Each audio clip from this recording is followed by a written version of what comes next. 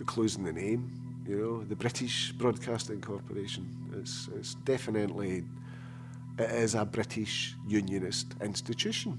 It's Britishness which is the norm, and it's Scottishness which is the aberration for the BBC. You've got to work hard to believe the BBC after Jimmy Savile. You must have to put effort in to think that there's any truth behind these guys. After the referendum, after Savile, how much more evidence do you need? We'd like to say that in our opinion it is not suitable for children or for those of you who may have a nervous disposition.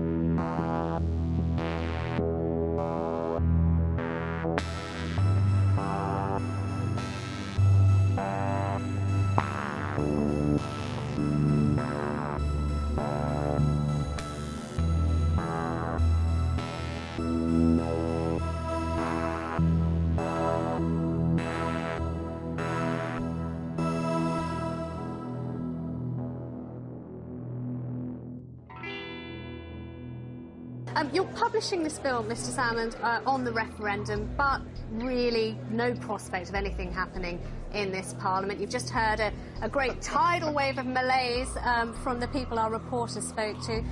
I mean, the fight's gone out of this, hasn't it, really? Wow. The usual impartiality of the British brainwashing corporation at its best.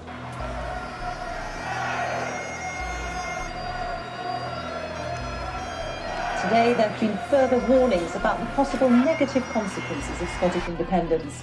Deutsche Bank said a yes vote would be comparable to the mistakes that led to the Great Depression of the 1930s. This afternoon there have been protests outside the BBC's new headquarters in Glasgow against alleged pro-union bias by the corporation.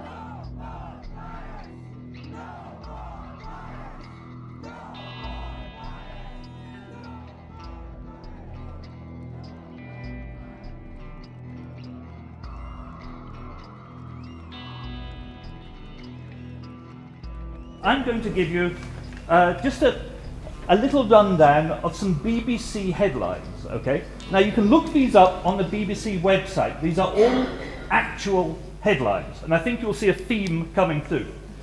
Scottish independence, pension shortfall warning. I became quite startled by just how biased the coverage was, probably about 18 months out, and I started to actually research it. And I found, I think, 18 examples of a BBC headline which combined the words independence and warning. And plainly that doesn't happen by accident. Scottish independence, warning over weakened military. Scottish independence, Luxembourg warns against. The government of Luxembourg has warned against Scotland becoming an independent country. The country's foreign minister, Jean Asselborn, says that the current economic crisis in Europe spells a time for solidarity. The idea that Luxembourg, which is a much smaller country than Scotland, and actually extremely economically successful, despite having almost no natural resources, unlike Scotland. The idea that Luxembourg was in a position to denigrate Scotland should make the lead headline on the BBC is just astonishing. Well, Luxembourg is one of the world's most successful small countries, but clearly its foreign minister, Jean Asselborn, doesn't want Scotland to pursue independence. And in fact, the Luxembourg government intervened to clarify that the BBC had misreported their foreign minister, and that wasn't what he'd said at all.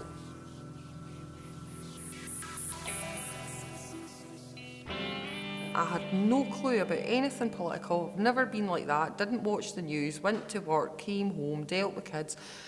Didn't know anything, and the next thing I'm hearing that there's to be a referendum on Scottish independence. I'm honoured to announce that on Thursday, the 18th of September 2014, we will hold Scotland's referendum. That was a shock to me. I had no clue. I've never been politically aware. So I was neither a yes or a no at that stage, but I was very interested because it obviously seemed like a big deal to me. Well, somebody says you get your information on Scottish independence at Better Together. I went from Better Together to I start seeing people posting some real Scottish history, things that I can verify but weren't what I was taught. At that stage I had no idea of Scotland's real history, I had no idea that we had been manipulated at all. So then I start seeing that there's another side, there's the yes side, right? But because I've been here first and then I've been here and then I've been there, I'm like, well, who do you believe? So you end up, your study becomes more intense. And that's how I ended up coming to the belief that I was going to be a very, very ardent yeser.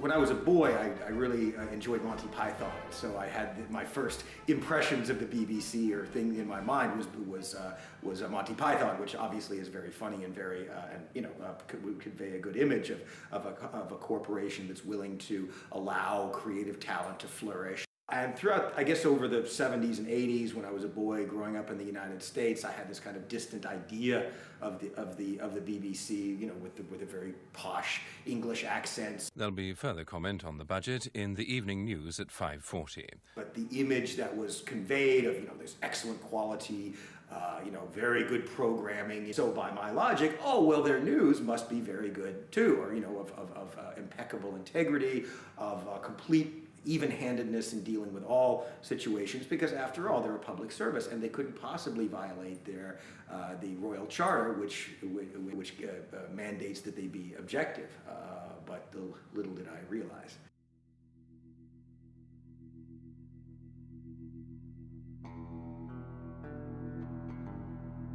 The treatment of Alex Salmond was classic propaganda, of the kind which mainstream politicians may feel isn't propaganda. They may think it's the nature of the dirty game of politics.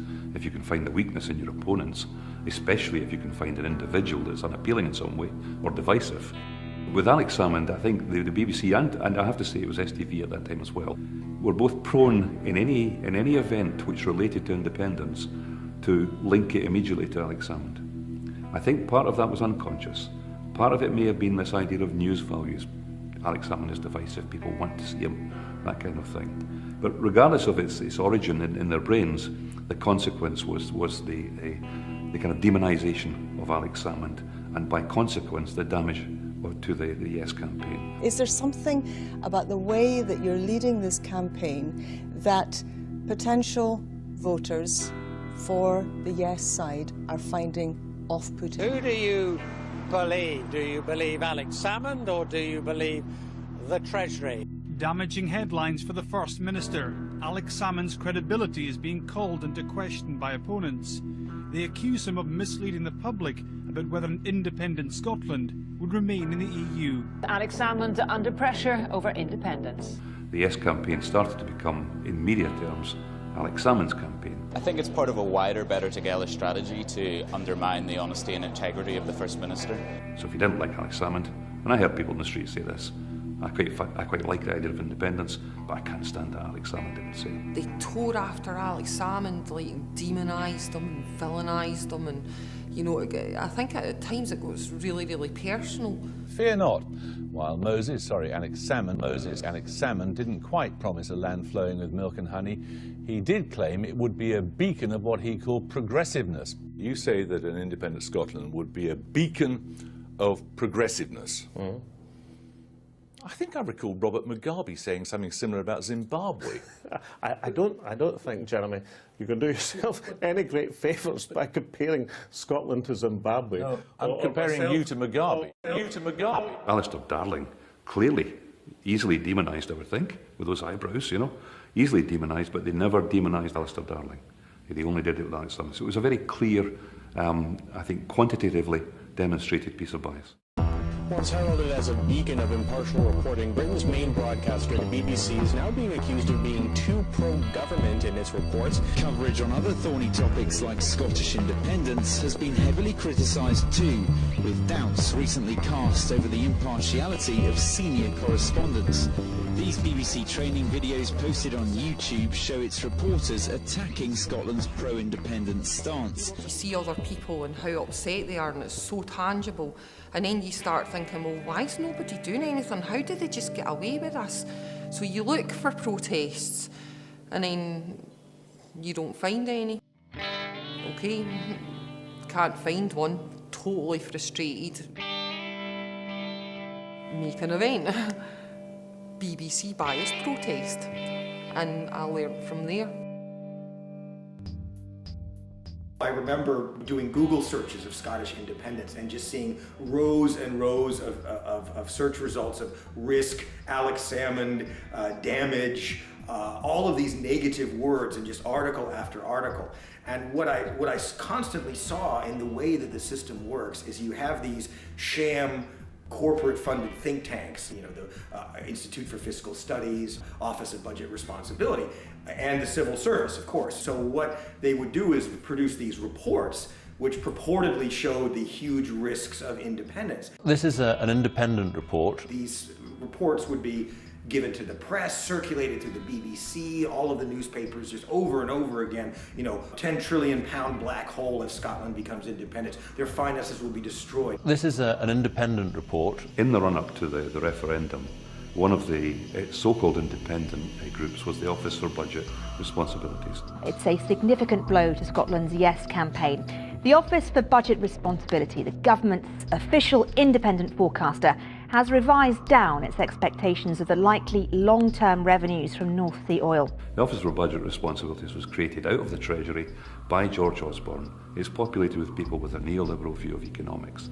The idea that it's independent is farcical. It's a significant blow to Scotland's Yes campaign. But it was constantly, by both channels, treated as if it were truly independent and could be described as such.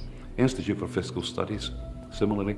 This is an independent report. All of these predictions about these doom and gloom predictions about Scotland completely ignored what state could actually be created. Maybe these things could be avoided if the state was created and constructed properly. Maybe all of these doom and gloom scare stories are just big fat lies. The IFS is a very respected institution.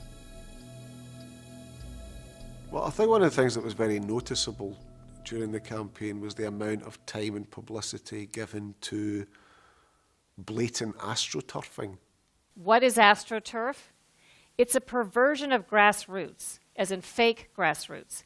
Astroturf is when political, corporate, or other special interests disguise themselves and publish blogs, start Facebook and Twitter accounts, publish ads, letters to the editor, or simply post comments online to try to fool you into thinking an independent or grassroots movement is speaking.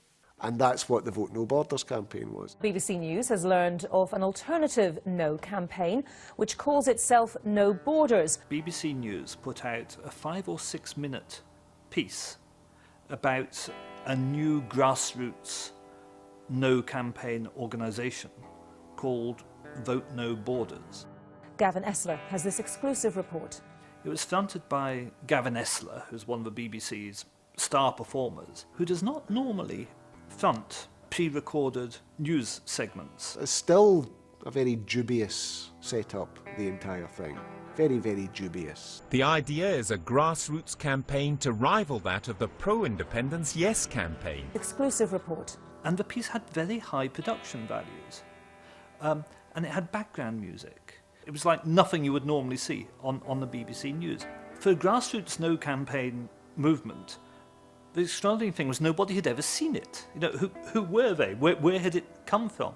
I did some digging, and I discovered that Vote No Borders was registered to the London office of a public relations firm named Akanchi.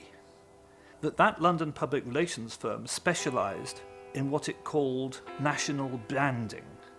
Its job as a PR company was to improve the image of national governments. It received money from the Department for International Development for promoting the image of British colonies abroad. And most controversially, Akanchi was paid by the government of Israel to rebrand the image of Israel as a country of achievement. And a little more searching discovered that in 2012, the young lady who worked at Akanchi had put on her LinkedIn page that she was already working on a campaign against the SNP. Now that LinkedIn page was deleted the day they launched the No Borders campaign. The head of Vote No Borders was a gentleman called Malcolm Offord, who is also the director of Akanchi. And Mr. Offord is a contributor to the Conservative Party who had donated £120,000 and had, in addition, donated money to the personal election expenses of Michael Gove.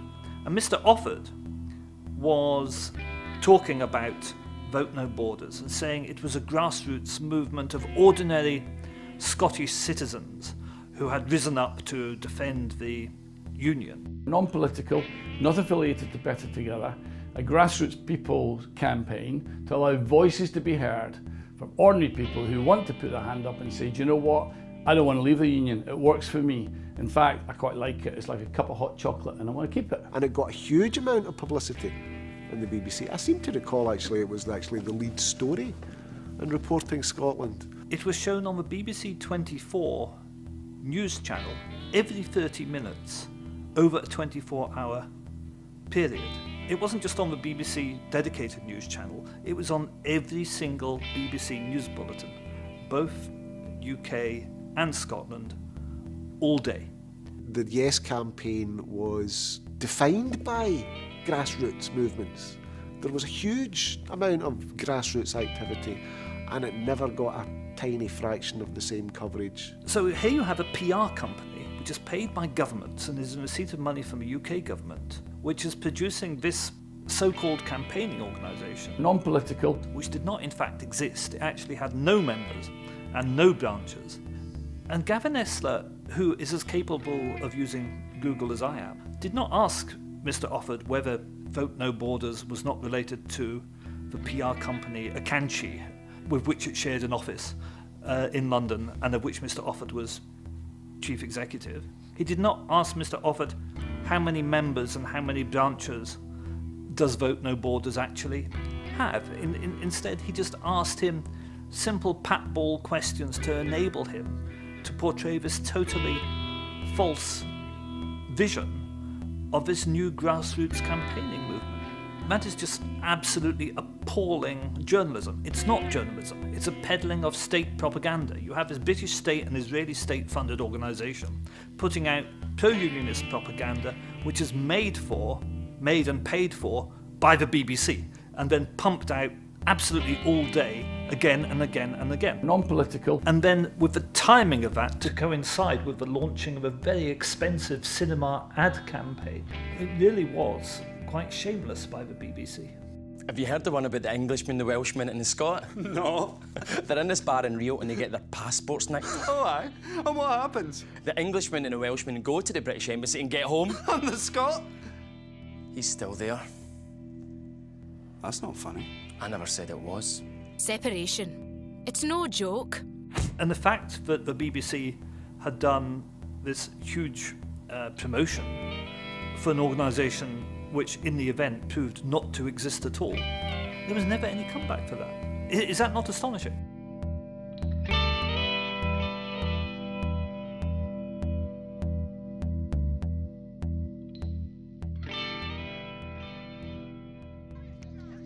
We've been warned.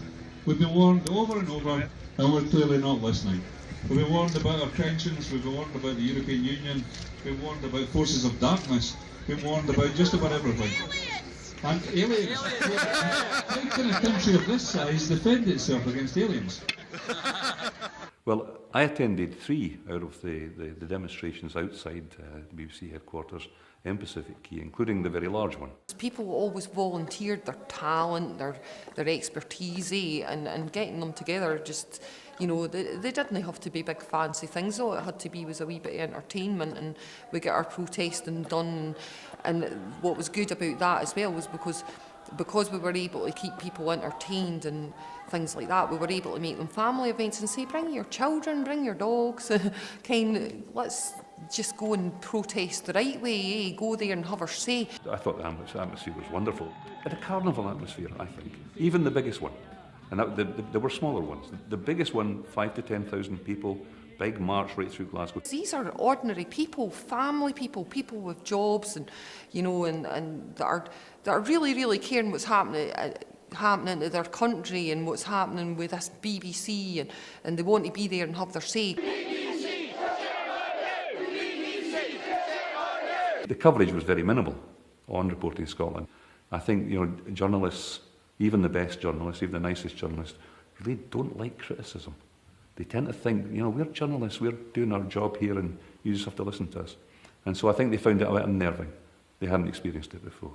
I actually remember watching a protest outside the Scottish Parliament, people who were carers, and there was about 20 people there, and I think they must have got a good few minutes of coverage, and they told the full story why they were there. Yet you can have thousands outside the BBC and get 19 seconds. So there you are. What does that tell you?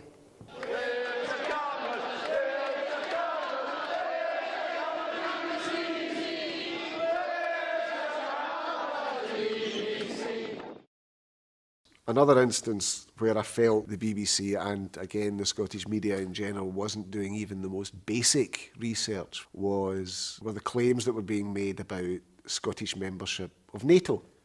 I mean, personally, I'm opposed to NATO membership. I don't want Scotland to be a member of NATO. But the claim was being made that Scotland wouldn't be allowed to be a member of NATO because Scotland would reject hosting nuclear missiles on its territory. NATO has suggested that if Scotland becomes a new state, it would not be a member of the military alliance and would have to apply to join. This former US ambassador to NATO says for Scotland to seek non-nuclear membership of the alliance would be a cause for concern. The SNP's idea that there'll be some quick fix and an independent Scotland could just rejoin NATO without any difficulties is fanciful. And that claim is nonsense. Spain used to host an American naval base. There's still an American naval base there, in Rota, near Cádiz, in the south of Spain. And it used to be a base for Polaris submarines and missiles. It became established in the 1950s when the dictator Franco was trying to worm his way back into the affections of America after having been a supporter of Hitler during the war. He allowed the Americans to host a nuclear base in Spanish territory. It was massively, massively unpopular in Spain, particularly after an incident in the 1960s when a plane carrying nuclear warheads crashed on its approach to the base. The B-52 and the KC-135 were refueling and they crashed, and there were 4 bombs aboard the B-52. Because of the amount of wreckage that was strewn over such a large area and the fact that there were nuclear weapons involved, we knew it was going to be a large-scale operation. When Franco died, there was massive pressure on the transitional Spanish government to get rid of these nuclear submarines. And they negotiated with the Americans to get rid of the nuclear subs, to get rid of the nuclear missiles. And then Spain went on to join NATO. The BBC never mentioned it. It was mentioned in my blog, it was mentioned on Newsnet, it was mentioned in various other places. It was never, ever picked up. You don't have any excuses for not knowing that. You don't have any excuses for not reporting that, unless you don't want to report it. The BBC should just focus on comedies and nature shows. Don't even try to do the news. You know, it's absurd. The bias is insane. The BBC is a mouthpiece for goddamn Westminster. I've said already that I think a lot of bias can be semi-conscious and unconscious, but to deliberately cut a piece of film to make a point so as to suggest that someone is is expressing an opinion about something that came before and they weren't, as happened in the case of Salmond. But I express my regret to Parliament that in retrospect I clearly did not get all of those judgments correct. So, regrets, but too few to mention for the SNP's critics.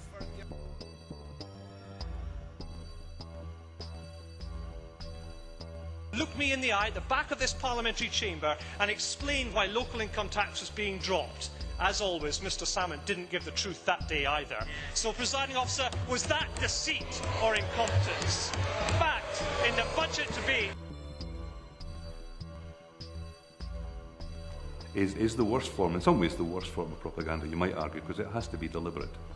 It's only in an ethical sense the worst, of course, because actually propaganda which is invisible, which shows no sign of interference, is by far the most effective. Croatia's ambassador to the UK has warned that trying to impose terms could slow down an independent Scotland's bid to become a member of the EU. Croatia became the 28th member of the club in July. One of the worst examples of deliberate manipulation of data to create an effect which was damaging to the Yes campaign was when Gary Robertson referred to the Croatian ambassador as if the Croatian ambassador had been sending a warning to Scotland, when in actual fact the Croatian ambassador was only talking about Croatia. So you really don't negotiate much, because you are just saying them, okay, we can do it in this time frame or not, and what are the consequences of this. So you want to have a balance between how much you want to opt out or prolong and what you can take right away, because if you decide to prolong many things or ask for exceptions on many issues, you are not ready actually. But there is another issue here as well. No harm to any Croatians, but Croatia has just emerged from a brutal genocidal war. It has no long history of stable institutions. Then to compare Scotland with a Balkan nation is really crazy. It's ridiculous. And no harm to those Balkan nations. I wish them well in the future, but they're not like Scotland. I mean, I'm one of the Better Together volunteers. I've done my bit delivering papers and leaflets. Why did you feel you had to be here today? Me? Stop them from going independent. It's part of my religion, innit? You know what I mean? It's our country. You know what I mean? Shouldn't be going independent. To Alex Salmond today, Mr Salmond, you will not con the loyal Protestant people of Scotland. No to independence and no surrender to separatism.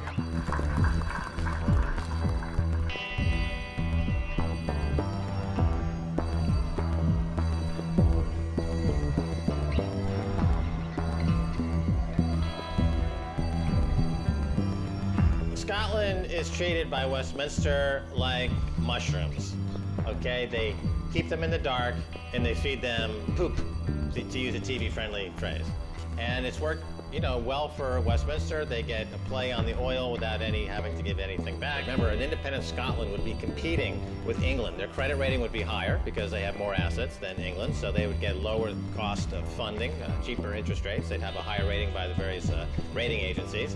And the UK doesn't want that competition. Ironically, if Scotland was independent, it would be great for England because then you'd have two competitive countries rallying to each other's competitive potential, and you'd have a great economic boom. But now that you have this dead wood stump that's still attached to the rump of England, you won't see that.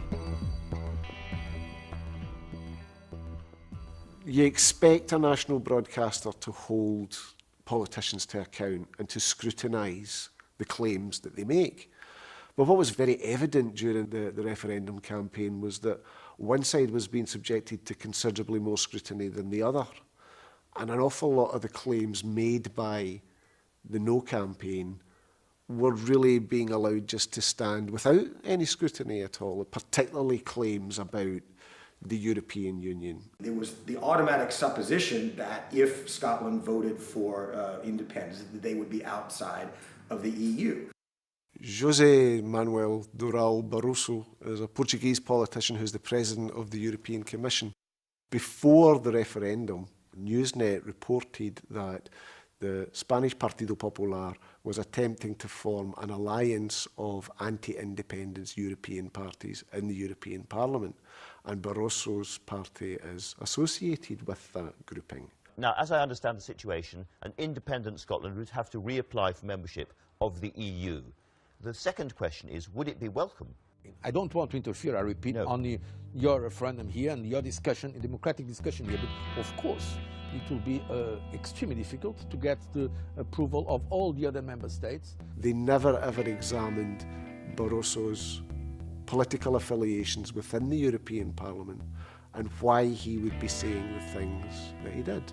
They also never reported on contrary statements that were made by other politicians within the European Parliament, which were saying basically that Barroso was overstepping the mark. Well, more than anything else, I think it's important to remain neutral in this debate, and I don't think it was up to President Barroso to say what he thinks about it. The way that the BBC was pushing this so hard with regard to Europe, they had Barroso on there. He said, "Oh no, it's it'll be impossible for them to stay within the EU," even though he had absolutely no authority whatsoever to make that assertion. He apparently wants to be the next General Secretary of NATO. In order to become that, he needs the support of the United Kingdom and David Cameron. So clearly he did that for reasons that probably aren't as legitimate as they appear. And so I believe it's going to be extremely difficult, if not impossible, a new member state coming out of one of our countries, getting the agreement of the other. The interview between Andrew Marr and Manuel Barroso was again another fine example of deliberate manipulation here. That Barroso had clearly been got at and advised that if he wanted, for example, to become head of NATO, he might need our support, the government support. He was clearly a patsy in all of this. The absolute inability of the BBC to present counterexamples. Wait, can you really exclude 5.5 million people from the EU just like that? What does it mean to not be in the EU? Oh, the treaties don't apply. Scotland's already living by these treaties because they're in the UK, which is in the EU. What's the problem? Scotland is a developed European country with huge resources, which already complies with European legislation. And we'll be selling oil, gas and renewable energy to the rest of the continent. Think about that.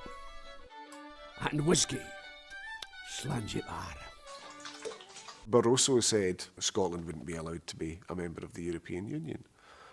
When he seemed to be kind of prompted in that by Andrew Marr, who went on to agree with him. I think it would be quite hard to get back in, I have to say, but let's move on. Which was a shocking thing for a BBC reporter to do. They're not supposed to give their opinions, but Marr definitely did that. But let's move on. Can I just examine that for a second, Andrew? This is what the Andrew Marr analysis, as opposed to Sir David Edwards, having talked to Mr. Barroso, as opposed, Andrew, to the weight of evidence that's being presented to the Scottish Parliament's committees at the present moment. I don't know, is that an individual expression, or is that the expression of the BBC? I've got no views on this, nor does the BBC. I've got no views on this, nor does the BBC. I was simply reflecting what Mr. Barroso said what your opinion was. I said I think it'll be quite difficult, having talked to Mr. Barroso, who is, after all, the president. Manuel Barroso said pretty much what the UK government wanted him to say. There was no real hard evidence for what he said. There was considerable evidence amongst other European politicians that Scotland will be welcomed. I think the BBC in Scotland is very much, it's very much a child of the Scottish media in general. And the Scottish media in general is overwhelmingly owned and controlled outside Scotland. Because the BBC relied upon the print media for the sources of a lot of its news, then obviously, because that's very biased towards the Unionist campaign, then the way that was reported on the BBC was also very, very biased, particularly when they were reporting on the press. Good Morning Scotland is a very different kettle of fish from Reporting Scotland or STV News. Those television news broadcasters are a little constrained. They did have to be quite clever, I thought, at times, to push the Unionist agenda. It was more subtle. Good Morning Scotland was astonishing. It was just astonishing. Now, I'm an academic. I shouldn't be using terms like disgraceful, disgusting, appalling. Its bias was naked. I wonder if any of them had clothes on in that studio, because it was incredible, the bias, the repetition like almost, you know, almost Nazi propaganda, the hypnotic repetition of negativity, 7-8 times in the show. The front page of the Times: financial turmoil hits Scotland is the headline. They're talking about Lloyds announcing it'll move headquarters to London after a yes vote. Front page of the Herald: the Union turns the heat on the yes camp, amounting to Paul Mason, who I'm sure you remember from Newsnight, he came out and said publicly, thank God I'm out of the BBC. They've gone into maximum propaganda overdrive. Not since the Iraq War has the propaganda been so atrocious. From the Scotland Indie referendum. Scotsman gives its verdict on the choice before us that we are blending could dry up for Scottish home buyers if Scotland votes for independence. Major lender. Here's a major guy in the UK media coming out and basically pointing the finger at the BBC as propagandists. Front page of the Telegraph: economic fears, they say, put stop to salmon bandwagon. Front page of the Daily Mail: now the Union strikes back is its headline. They say that Mr Salmon's economic master plan was being torn apart as they put it by the leaders of Scotland's best industries. The No campaign moving into the lead at the referendum race. Concerns rising in currency independent Scotland views and the outlook for house prices. This is the British Broadcasting Corporation. This is the British Broadcasting Corporation. Reporting on the referendum was taken over by London, and they came in with their big size 10s, knowing absolutely nothing about the delicacies of what they were standing on. You know, so they trod all over it with their metropolitan prejudices. So you would constantly get just garbage, you know, like, oh, this is about anti-Englishness and stuff like that coming from people who really ought to have known better, frankly. You know, and it was a form of anti-Scottish racism, really. You know, that Scottish people require, we require the sophisticated metropolitans in order to teach us how to be civilised. There's no real autonomy within BBC Scotland, and you know, in the referendum we saw during the campaign, in the news service in particular, executives and reporters being brought in from London to ensure that the reporting went the way London wanted it. But also, you know, we have to face up to the fact that for decades the Labour Party was the dominant force in Scottish politics, and the Labour Party was extremely focused on getting its own apparatchiks into positions of influence in all state bodies in Scotland, and especially in the BBC. And you know, you have personal allegiances, you have family relationships. The BBC Scottish News Service was essentially an adjunct of the Scottish Labour Party for many decades, and nothing has really been done to root that out. There are one or two individuals, I'm fairly sure, who are conscious manipulators. These are people with ties to the Labour Party and with visceral hatred, I think, of the SNP, Alex Salmond in particular, and a deep desire for continuity of a system in which they have thrived. One of the things that does anger me very much about the Unionists is the way that they try and make out that Scottish independence supporters saying that, you know, Scotland should have its own national broadcaster is a completely unreasonable thing to request, when in fact that's the norm. The norm is that self-governing regions and territories have their own broadcasters. Catalonia's got 5 TV channels. The Basque Country has God knows how many. Galicia has got broadcast channels of its own. They all do, except Scotland. I'm always going on about this. It's a place called Moldova, the poorest country in Europe. It used to be part of Romania until it was conquered by the Soviet Union at the end of the Second World War. But there's an ethnic minority who live within Moldova called the Gagauz people. And the Gagauz people are Orthodox Christian Turkish speakers. Fascinating people with a fascinating history.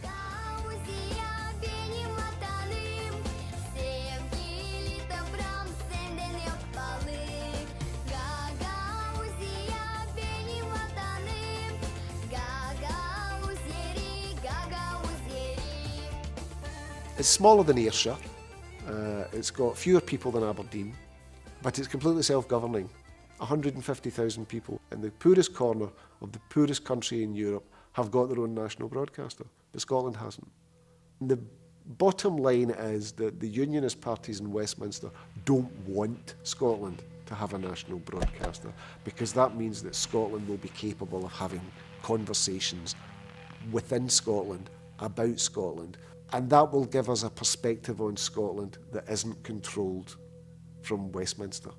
As far as the BBC ever was independent, I mean, it's always been the voice of the British establishment, but the British establishment has been, in the past, a rather wider and more split body than it is now. It is now absolutely focused around a series of neocon values that nobody is allowed to question. So it's not only the survival, unionism and the survival of the British state, it's the continuance of tridents, it's attacking other countries in the Middle East, or aggressive foreign policy. It's an austerity agenda when it comes to economics. People who disagree with any of these set tenets of the British establishment are treated by the BBC as idiots or fools. What was very blatant was that they treated the referendum debate as a party political thing. So you would have one member from the SNP and 3 unionists. So of course that was balanced. It had to be balanced. That's the BBC's version of balance. But balance in a referendum campaign, when it's a binary choice, it's yes or no, it means giving each side the same say. But that didn't happen up until the period of Purdah, which was just a few days before. And even then, the Purdah period was, well, they ran a coach and horses through that with the vow. A new poll for the UK Sunday Times newspaper shows 51% of Scots plan to vote yes.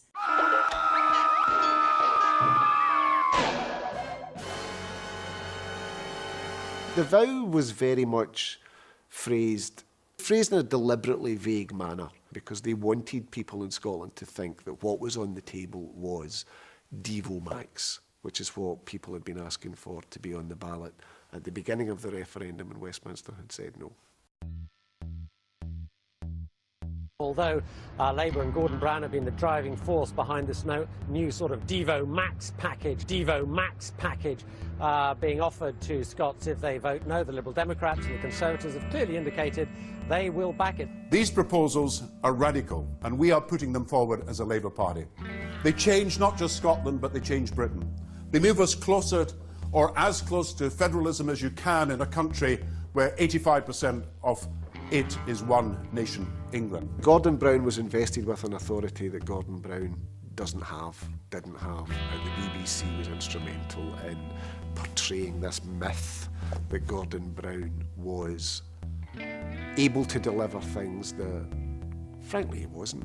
Gordon Brown was, at the time, a backbench opposition MP in a parliament he never bothered attending. The Devo Max pledge, largely developed by Gordon Brown, I think that was, again, another clear example of deliberate manipulative propaganda.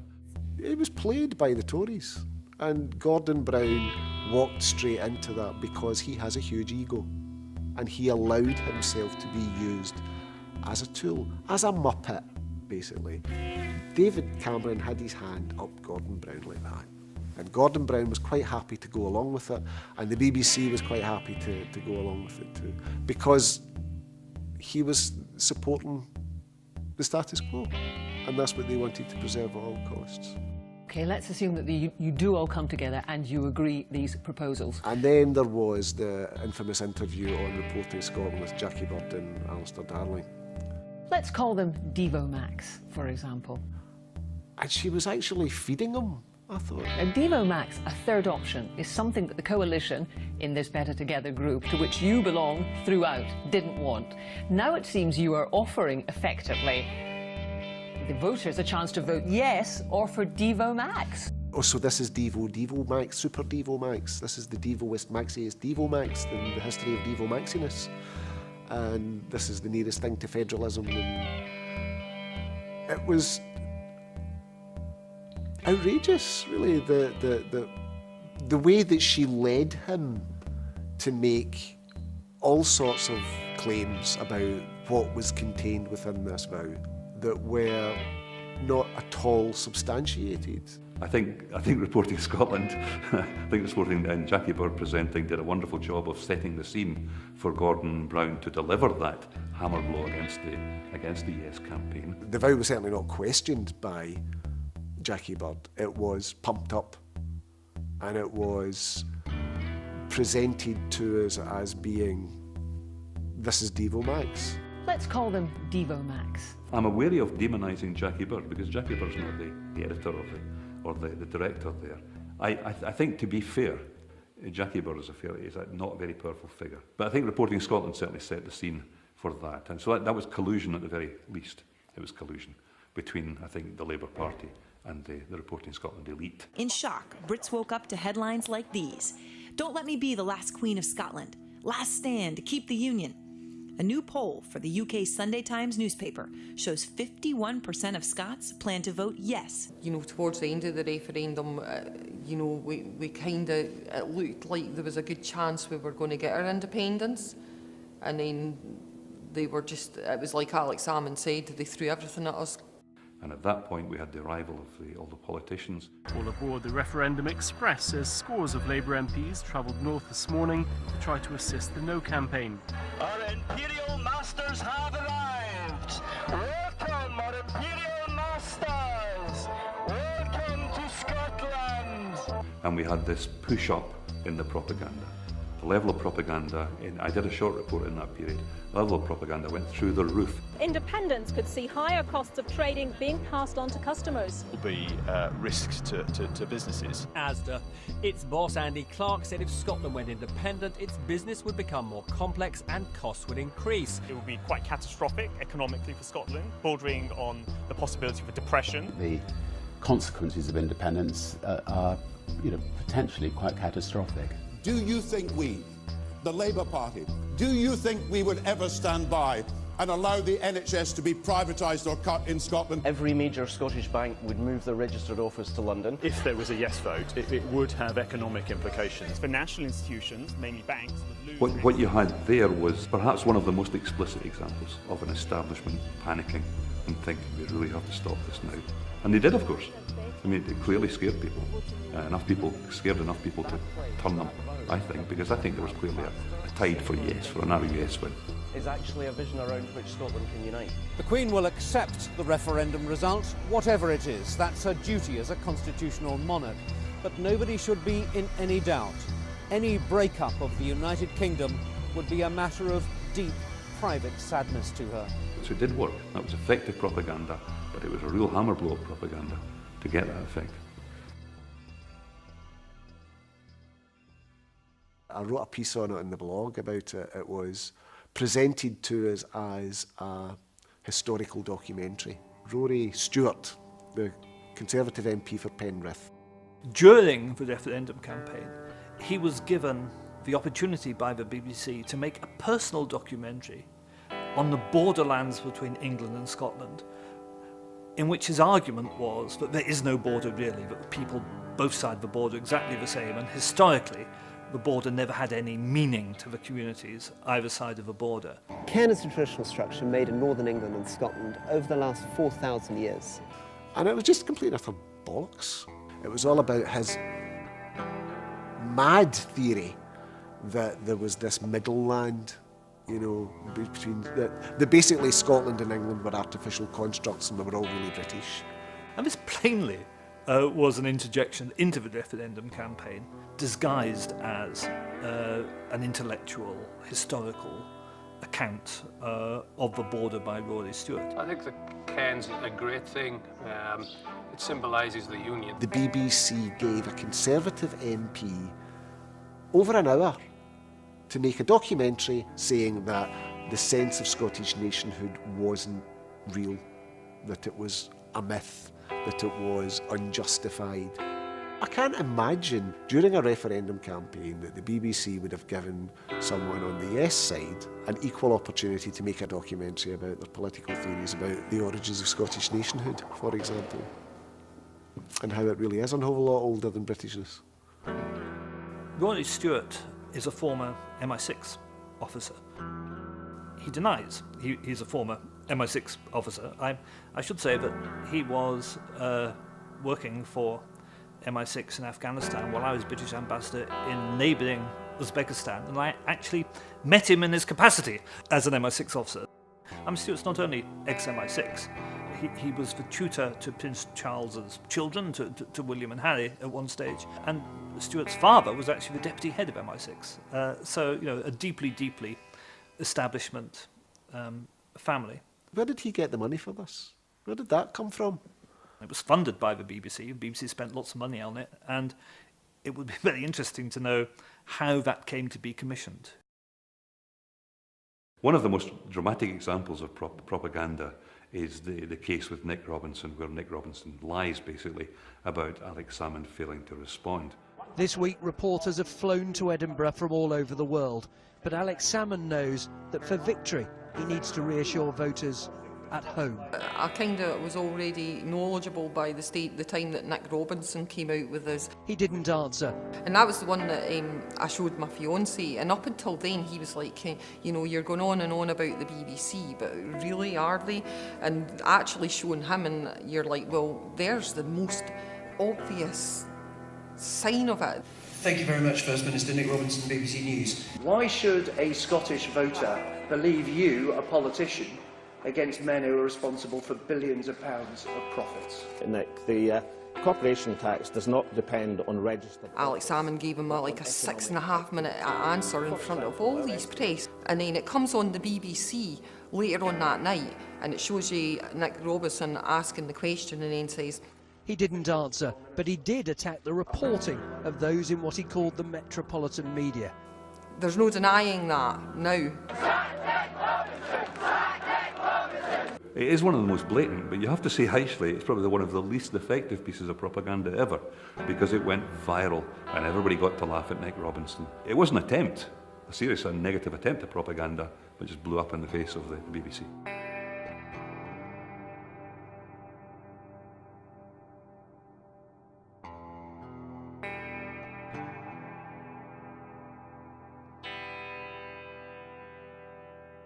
Something that I found absolutely stupefying was this notion of a license fee. Now, when I found out that it was £150 a year, and I live in France and we do have to pay a license fee as well of about €100. But when I found out it was a criminal offence, I was like, what? Huh? Like these little police guys going around, or knocking on your doors, getting you to like a mafia racket. If you don't pay up. For there to be this extortion of money to fund something that people don't like and many hold in deep contempt, in order to force them to pay it, I mean that sounds pretty totalitarian to me. And then realizing that, at least in the context of the Scottish independence referendum, this money was going to London to be used to finance this propaganda to the Scots. So they're using their own, they're taking their money to convince them that they can't be an independent country. It was just absolutely bewildering.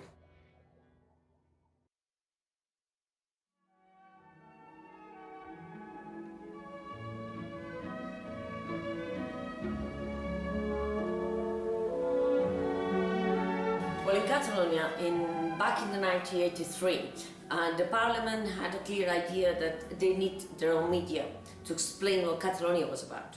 And that had nothing to do with politics, but with culture, with the country, to explain the geography, to explain population, how we lived, etc.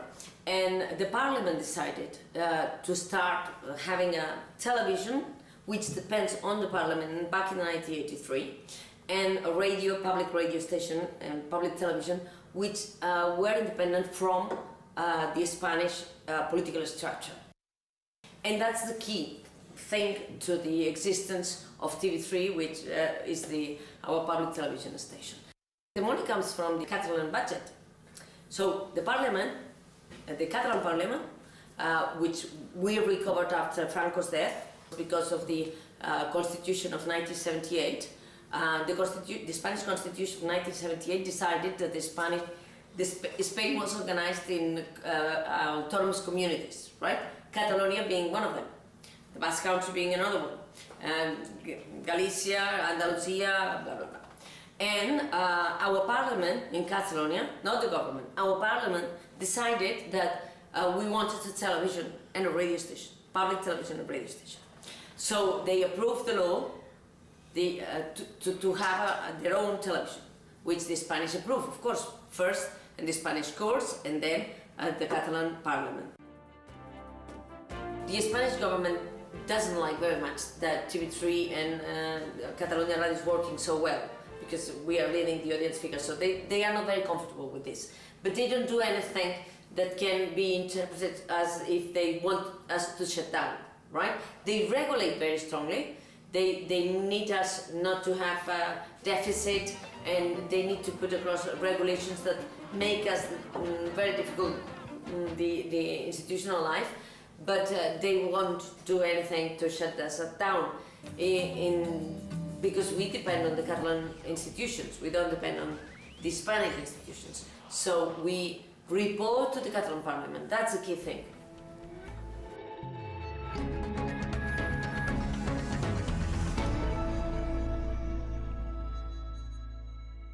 Basically, our sources were, on the one hand, our correspondents there, which are based in London. So the perception of what was going on in Scotland, it was, of course, through London. And on the other hand, and thanks to internet, of course, we got to the main, the most important media in the UK. So we're talking about the BBC, we're talking about The Guardian. When we're talking about how the UK is seen abroad, so I'm quite sure that the information coming from the British government was somehow overplaced. This is probably why we had this idea that the debate that was going on in the UK was very civilized. At the same time, I have to say that as we were sending our special reporters to Glasgow, to Edinburgh, to everywhere in Scotland, how things were a bit different. For example, we had the sensation, we had the feeling that on the ground, the most popular vote would be for independence. So when you saw the campaign with the meetings really full, you would see that there was a passion for independence. On the other hand, you would see that the campaign for staying in the UK was based purely on lobbies or big organizations or companies that had the interest of keeping Scotland within the UK. What has happened in Catalonia is that there was a social movement called National Assembly, Catalan National Assembly, which is very important to understand the Catalan movement, apart from the media coverage. The Catalan National Assembly is a social movement that has been growing up very quickly through all the country and has been mobilizing everyone who wants independence to go to the streets and demonstrate. That's what really took people up to the streets, not the television. The Catalan television and radio did is explain what was going on. But who mobilized the people was the Catalan National Assembly. Now we will see what happened, because now it's a time of politics. And when it comes to institutions, social movements need to give some room to politics, see what they do. But the social movement has been cued really to this independent project.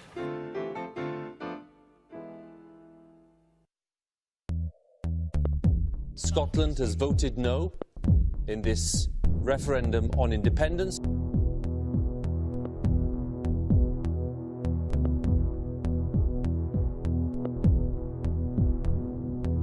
Take a land, take a land, take a land, take a land, take a land, take a land.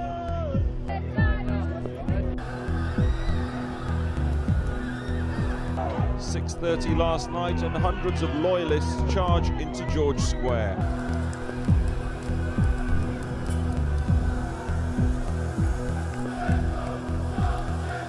I remember the headline in the BBC was "Disturbances in George Square between supporters of independence and supporters of the Union." I think it was just portrayed as. So it was given as a kind of, there was a moral equivalence there, that it was both sides fighting, when it wasn't. It was fascists who support the union attacking independent supporters. That's what happened. People with pro-independence badges were assaulted.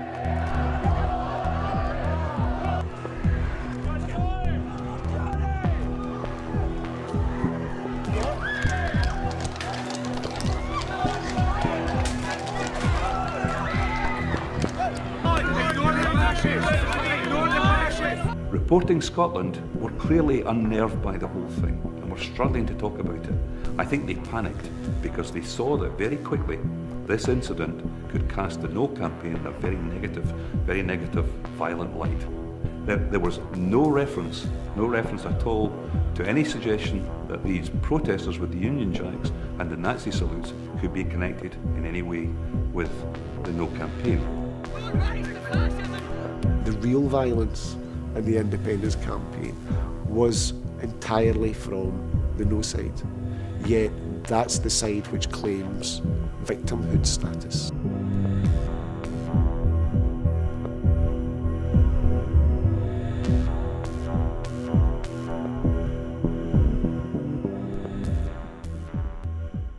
I think this is the most creative time that I can remember in Scottish political debate. There are ideas being put onto the agenda for the future of Scotland. What I did see coming out of the referendum, and I think which was one of the most positive aspects of it, was first of all a great political awakening within Scotland. The Scotland that I saw briefly back in the 1990s and the Scotland that I experienced during the referendum was completely different. And obviously part of that awakening is the emergence of new independent media, although not on the scale of the BBC, at least yet. You have, for example, Newsnet Scotland that I wrote for, Wings Over Scotland, Independence Live.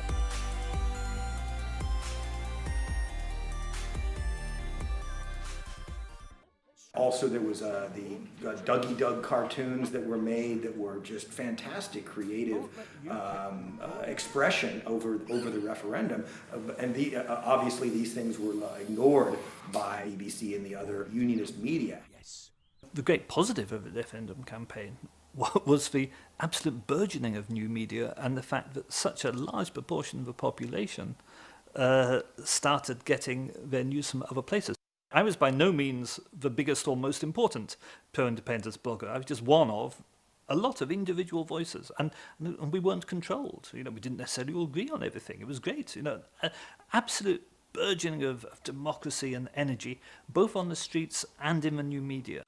Independence Live covered, neighborhood meetings where there were fantastic speeches. All of the things that were lacking on the BBC were taking place in town halls and churches and neighborhood meetings all over Scotland, but it wasn't covered. So that the positive, very compelling cases that I heard during the referendum on Independence Live or other events were completely ignored.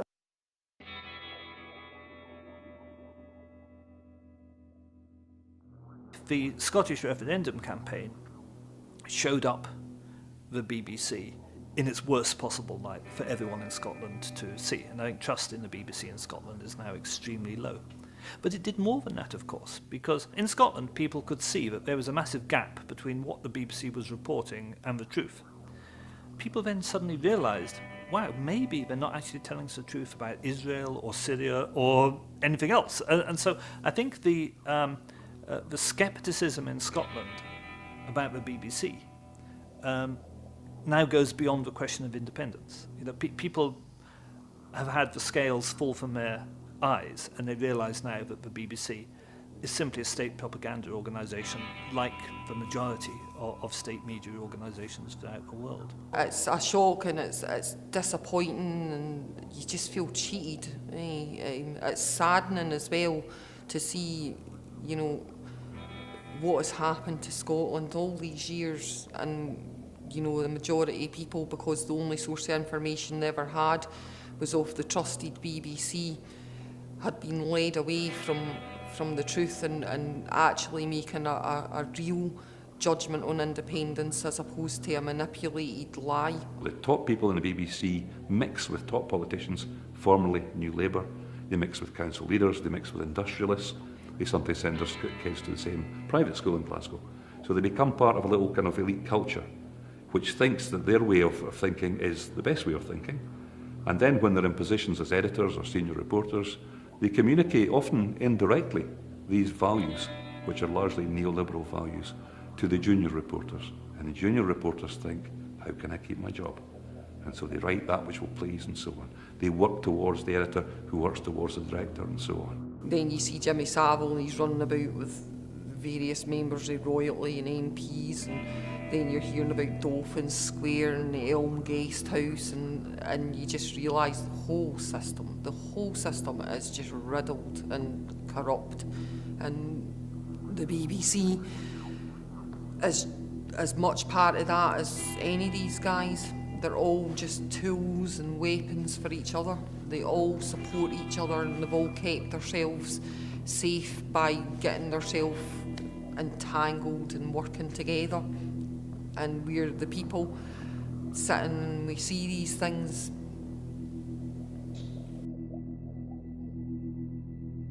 I come from this background of having worked all around the world on politics and diplomacy. And I have become sceptical that it's possible to have a state media that isn't a tool for the state, for state propaganda. If Scotland becomes independent, I actually don't want an independent Scotland to have a state broadcaster. I think we've got beyond being the kind of state that needs a state broadcaster. In this age of new media and multiple platforms and thousands of channels on TV and radio, a state broadcaster is no longer needed. I think it's a very special time, and I think there will be big changes in Scotland. The evolution of the BBC to Scotland, I think, won't really work. I don't think it's possible for the institution to be one institution, have a devolved section. There's got to be one boss, and the boss will be in London. And when things get tough, when the going gets tough, the devolved Scottish BBC won't be independent enough to satisfy the more than 50% of the Scottish population now who despise them. Assuming a new referendum comes about within the next few years or so, I just don't, there's no way that the BBC has the credibility to play the same role they did, because like the Labour Party, they saw what they're all about, really, and they're keeping the union together at all costs, even at the expense of self-determination and democracy.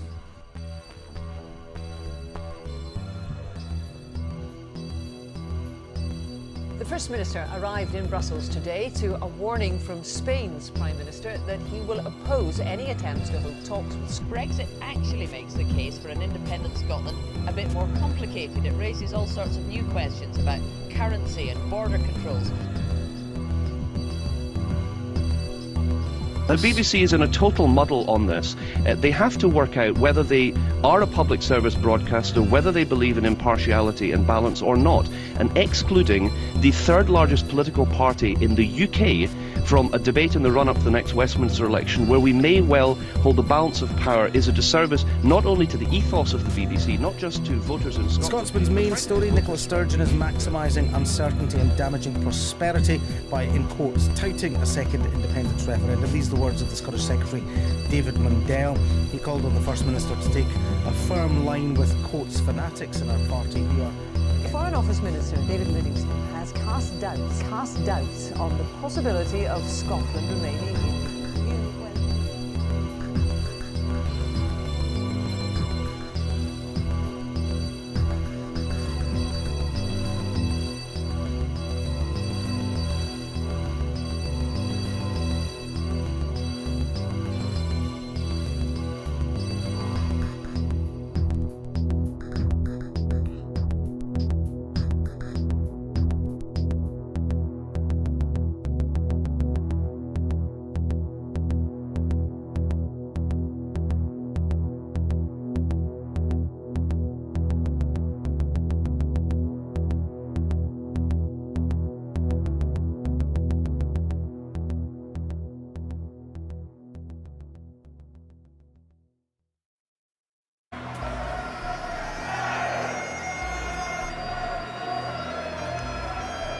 today there have been further warnings about the possible negative consequences of Scottish independence. Deutsche Bank said a yes vote would be comparable to the mistakes that led to the Great Depression of the 1930s. This afternoon there have been protests outside the BBC's new headquarters in Glasgow against alleged pro-union bias by the corporation.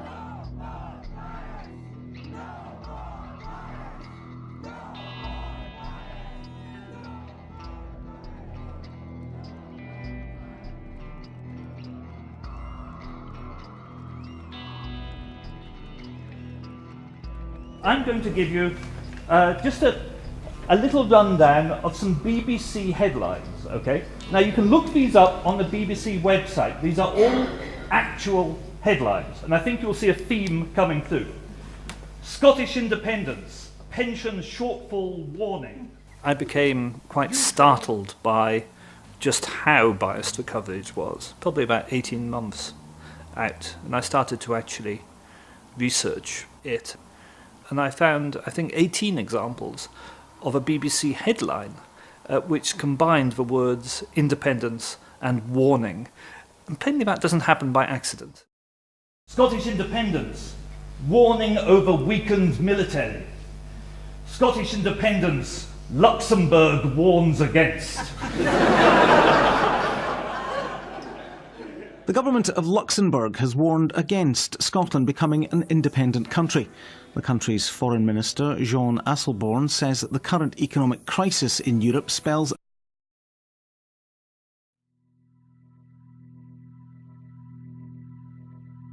the clues in the name, you know, the British Broadcasting Corporation. It's definitely, it is a British unionist institution.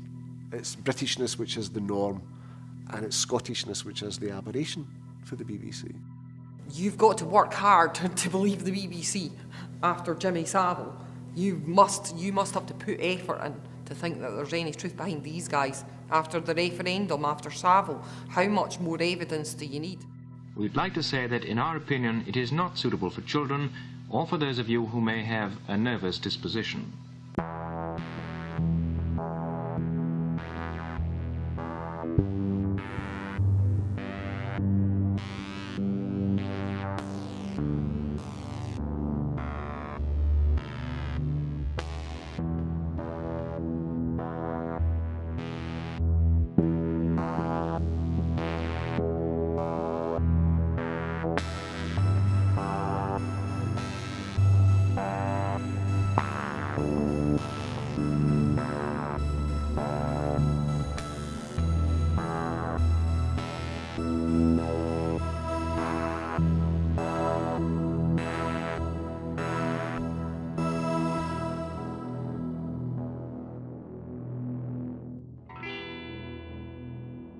You're publishing this film, Mr. Salmond, on the referendum, but really no prospect of anything happening in this Parliament. You've just heard a great tidal wave of malaise from the people our reporter spoke to.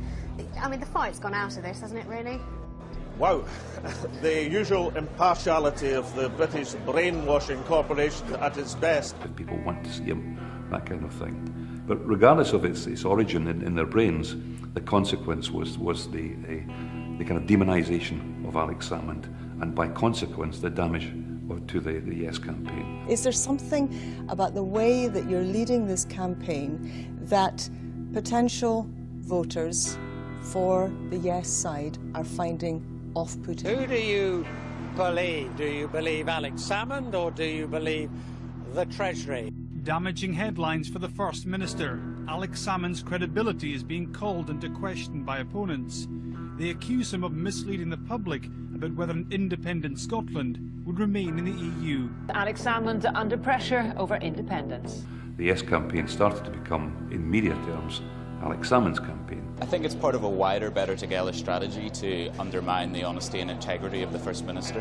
So if you didn't like Alex Salmond, and I heard people in the street say this, I quite like the idea of independence, but I can't stand that Alex Salmond didn't say. They tore after Alex Salmond, like demonised him and villainised him, and You know, I think at times it goes really, really personal. Fear not.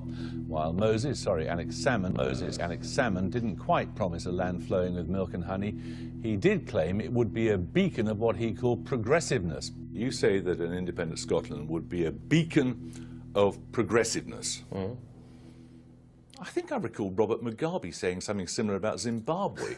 I don't think, Jeremy, you can do yourself any great favours by comparing Scotland to Zimbabwe. No, I'm comparing you to Mugabe.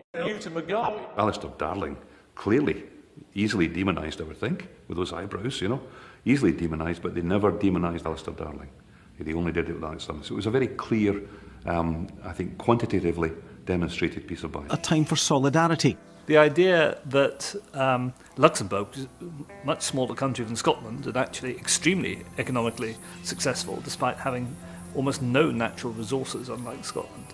The idea that Luxembourg was in a position to denigrate Scotland should make the lead headline on the BBC. Is just astonishing. Well, Luxembourg is one of the world's most successful small countries, but clearly its Foreign Minister, Jean Asselborn, doesn't want Scotland to pursue independence. And in fact, the Luxembourg government intervened to clarify that the BBC had misreported their Foreign Minister, and that wasn't what he'd said at all.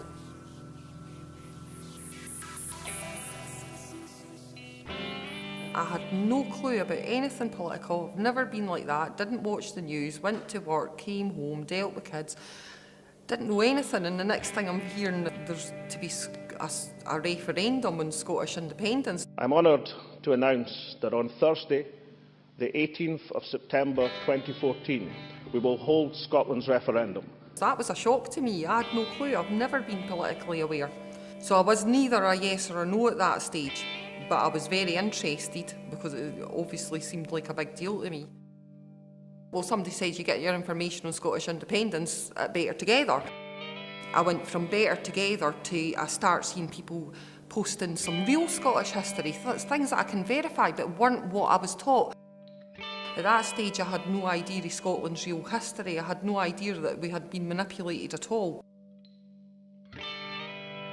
So then I start seeing that there's another side, there's the yes side, right? But because I've been here first and then I've been here and then I've been there, I'm like, well, who do you believe? So you end up, your study becomes more intense. And that's how I ended up coming to the belief that I was going to be a very, very ardent yeser.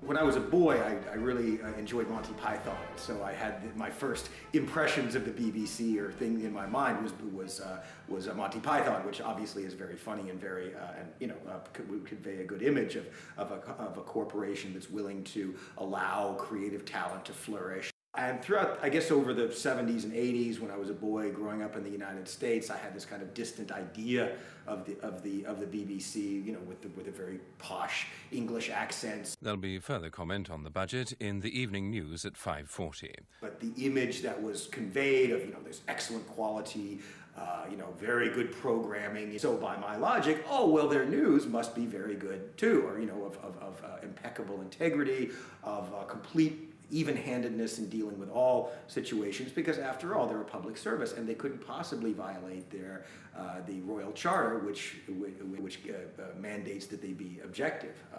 But little did I realize.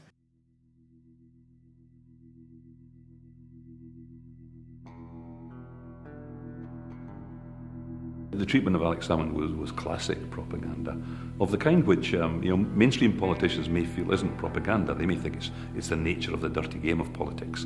If you can find the weakness in your opponents, especially if you can find an individual that's unappealing in some way or divisive. With Alex Salmond, I think the BBC and I have to say it was STV at that time as well, were both prone in any event which related to independence to link it immediately to Alex Salmond. I think part of that was unconscious. Part of it may have been this idea of news values. Alex Salmond is divisive.